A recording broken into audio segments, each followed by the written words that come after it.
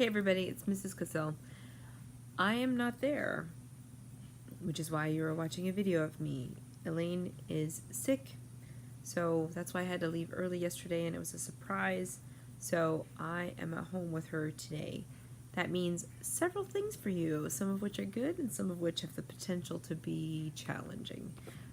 First thing, presentations are canceled. I have to be there to grade your presentations, so if I'm not there, there's no presentations.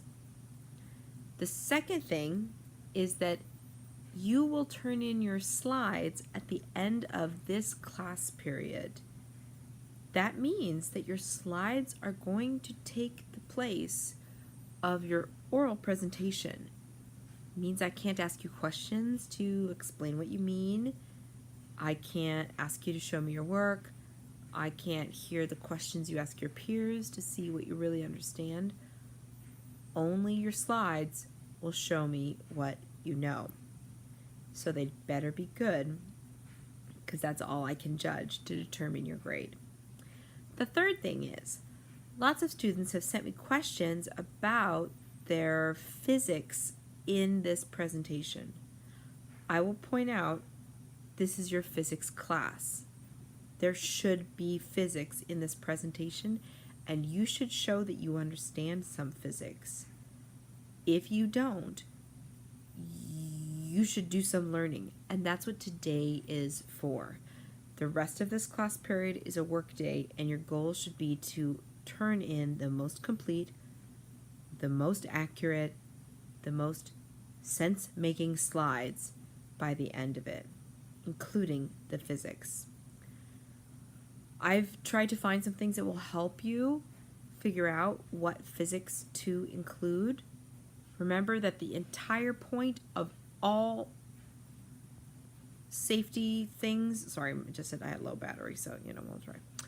All safety features in vehicles, helmets, parachutes, bubble wrap, you name it, is about increasing the time of a collision so that there is less force applied to an object. Your task here is to imagine Barbies moving, in this case your egg wrapped up inside your device, and coming to a stop because it runs into a solid barrier. Does your contraption protect Barbie?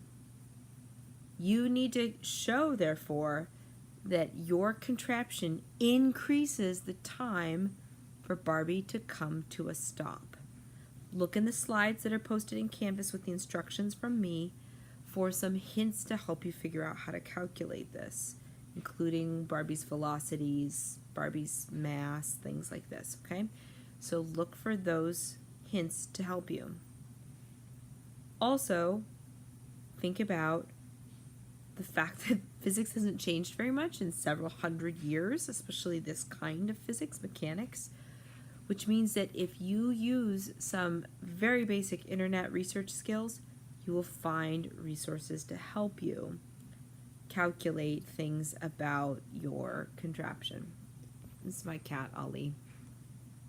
He's apparently wants to be part of this instruction video, so I'll leave this in because I don't really believe in deleted scenes. Hey, friend. So hopefully that helps make sense of some of the things that you need to do today. We will still put eggs in your contraptions tomorrow and test them. I'll be back tomorrow. So get ready for that. Today you shouldn't be working on your devices though. You should be working on this presentation. I would highly encourage you to make sure that every person in your group has a job and that is the most formalized professional presentation you can make. Look in Canvas on the bottom of the assignment is where the rubric is posted. You'll see in there that if you can't complete the physics correctly, you will fail the project.